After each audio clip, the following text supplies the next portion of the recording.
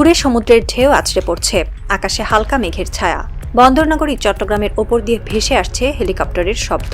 বন্দরের দিকে তাকালে দেখা যায় বিশাল ক্রেনের পাশে কয়েকটি অচেনা ট্রেলার ঢুকছে বন্দরে। কেউ জানে না কি রয়েছে ভেতরে, শুধু জানা যাচ্ছে আজকের চালানটি বিশেষ নিরাপত্তা শ্রেণীতে পড়ছে। বন্দরঘাটে এক কর্মকর্তা ধীরে বললেন, এই প্যাকেজগুলো ঢাকার পথে যাবে। ভেতরে যা আছে তা বাংলাদেশের ইতিহাস বদলে দেবে। বন্দর শহরের বাতাসে এক ধরনের কৌতূহল মিশে আছে।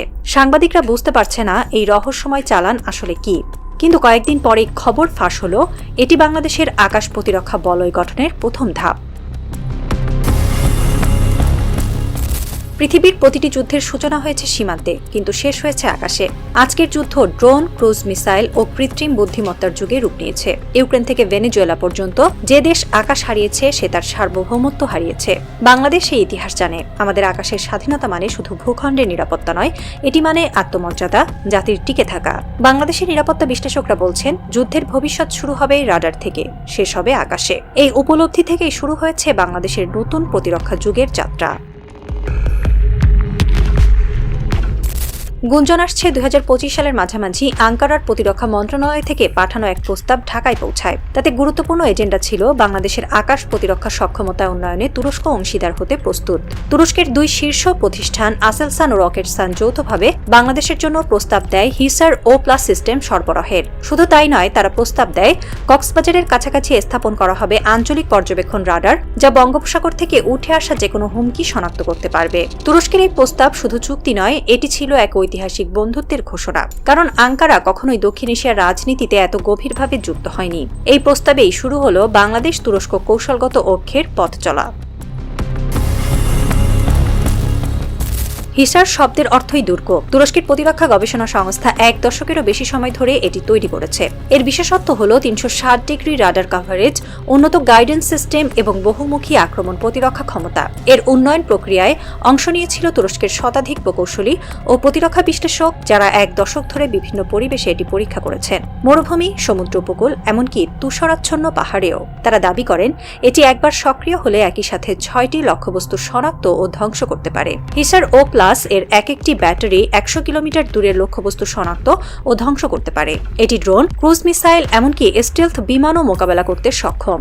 এর কমান্ড কন্ট্রোল ইউনিট অত্যন্ত দ্রুত গতির ডেটা লিঙ্কের মাধ্যমে একাধিক ব্যাটারি সংযোগ স্থাপন ও একটি নেটওয়ার্ক তৈরি করে, যার ফলে আকাশে তৈরি হয় এক অদৃশ্য প্রতিরক্ষা জাল। বিশেষজ্ঞরা বলছেন এটি শুধু এক অস্ত্র নয়, বরং একটি স্মার্ট শিল্ড, যা মুহূর্তের মধ্যে নিজ থেকে হুমকি শনাক্ত করে প্রতিক্রিয়া জানাতে পারে। বাংলাদেশের প্রতিরক্ষা বিশ্লেষকদের মতে এটি মোতায়েন হলে ঢাকা, চট্টগ্রাম, মোংলা ও রূপপুরের মতো কৌশলগত স্থাপনাগুলো একটি আকাশ ঢালে সুরক্ষিত থাকবে। শুধু তাই নয়, হিসার সিস্টেমের বহুমাত্রিক ব্যবহারে বাংলাদেশের প্রতিরক্ষা নেটওয়ার্ক ধীরে ধীরে হয়ে উঠবে পূর্ণাঙ্গ লেয়ার্ড ডিফেন্স সিস্টেম। এতে দেশের আকাশে প্রবেশ করা যে কোনো শত্রু বিমান বা ড্রোন কয়েক সেকেন্ডের মধ্যেই ধ্বংস হয়ে যাবে। এর অপারেশনাল সক্ষমতা এমন পর্যায়ে যে এটি একযোগে 60টিরও বেশি ট্র্যাকিং সিগন্যাল মনিটর করতে পারে। তুরস্কের এক প্রতিনিধি মন্তব্য করেছিলেন, হিসার শুধুই প্রযুক্তি নয়, এটি স্বাধীনতার প্রহরী। তার কণ্ঠে ছিল আবেগ, যেন এই সিস্টেমের প্রতিটি ধাতব অংশে মিশে আছে এক টুকরো গর্ব, এক টুকরো বন্ধুত্ব আর বাংলাদেশের নিরাপত্তার জন্য এক অনন্ত প্রতিশ্রুতি।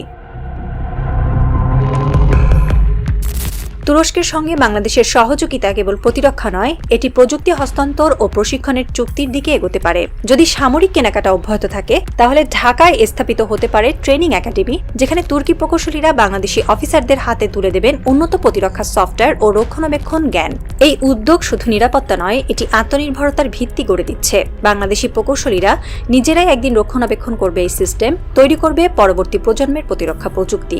একজন তুর্কি কর্মকর্তা বলেছিলেন, আমরা কেবল সহযোগী নই, আমরা সহযাত্রী। বাংলাদেশের শক্তি আমাদের শক্তি। দক্ষিণ এশিয়া এখন এমন এক পর্যায়ে এসে দাঁড়িয়েছে যেখানে প্রতিটি সিদ্ধান্ত, প্রতিটি জোট, প্রতিটি প্রতিরক্ষা ব্যবস্থা পুরো অঞ্চলকে নাড়িয়ে দিতে পারে। ইতিহাসের এক প্রান্তে যেখানে ভারত নিজের প্রভাবকে চূড়ান্ত মনে করেছিল, এখন সেখানে এক নতুন শক্তির স্রোত বইছে। বাংলাদেশ, তুরস্ক, চীন এবং পাকিস্তানকে কেন্দ্র করে তৈরি করা হচ্ছে এক বিকল্প ভারসাম্য। বাংলাদেশের প্রতিরক্ষা বিশ্লেষকরা বলছেন, এই চুক্তি শুধু সামরিক শক্তির নয়, এটি মনস্তত্ত্বের যুদ্ধ। দক্ষিণ এশিয়ার রাজনীতি যেখানে দীর্ঘদিন একমুখী প্রভাবের নিচে ছিল, সেখানে বাংলাদেশের এই পদক্ষেপ পদক্ষেপ মানে হলো বহুমাত্রিক স্বাতন্ত্র্য। বিশেষজ্ঞদের মতে এই চুক্তি বাস্তবায়িত হলে শুধু আঞ্চলিক ক্ষমতার সমীকরণই বদলাবে না, বরং নতুন এক নিরাপত্তা করিডোর তৈরি হবে বঙ্গোপসাগর থেকে আরব সাগর পর্যন্ত। বাংলাদেশ সেখানে তৈরি করছে নিজের রাস্তা, নিজের নিরাপত্তা নিজেই নির্ধারণ করছে, নিজস্ব কূটনীতি, নিজস্ব নীতি। এর মাধ্যমে ঢাকা বুঝিয়ে দিচ্ছে যে তার কৌশলগত অবস্থান এখন শুধু ভৌগোলিক নয়, এটি বৈশ্বিক প্রভাবের অংশ। তুরস্কের সঙ্গে এই চুক্তি কেবল প্রযুক্তি নয়, এটি আস্থা, এটি পারস্পরিক বিশ্বাসের প্রতীক। এক তুর্কি বিশ্লেষক মন্তব্য করেন, বাংলাদেশ এখন শুধু এক বন্ধু নয়, এক কৌশলগত মিত্র। তুরস্কের এই সহায়তার ফলে তাদের প্রতিরক্ষা কাঠামো যেমন শক্তিশালী হবে, তেমনি দক্ষিণ এশিয়ায় তারা এক স্টেবিলিটি অ্যাক্টর হিসেবে উঠে আসবে। ভারত, পাকিস্তান, চীন ও তুরস্কের মধ্যে এখন এক নীরব প্রতিযোগিতা চলছে, কে এই অঞ্চলে প্রভাব বিস্তার করবে। আর বাংলাদেশ সেই প্রতিযোগিতায় নিজের অবস্থান স্থির করে ফেলেছে এক নতুন আত্মবিশ্বাসে। শিশিরের বৃষ্টি থেমে গেছে, বন্দর শহরের ওপর আকাশে মেঘ ভেসে বেড়াচ্ছে। পাহাড়ের গা ঘেঁষে দাঁড়িয়ে থাকা নতুন রাডার টাওয়ারে লাল আলো জ্বলছে ধীরে। একজন প্রকৌশলী স্ক্রিনে তাকিয়ে ফিসফিস করে বললেন, সিস্টেম অনলাইন স্যার। দূরে বন্দরে ভেসে উঠছে জাতীয় পতাকা, বাতাসে দুলছে সমুদ্রের গন্ধ, আকাশে ঝলসে উঠছে এক নীল রেখা, বাংলাদেশের নতুন প্রতিরক্ষার প্রতীক। সেই আলোয় ভেসে উঠল এক বাক্য, বাংলাদেশ এখন নিজের আকাশের প্রহরী।